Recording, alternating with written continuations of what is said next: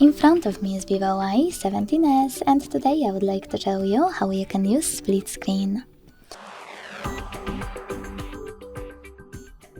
Begin by launching one of your apps and access the net in the background. Then you need to click on the icon of it, select split screen view, and tap on the second app. Then use both at the same time, and when you finished, then you need to hold this white line between both of your apps, and using it swipe one all the way up or all the way down. Then hit home button.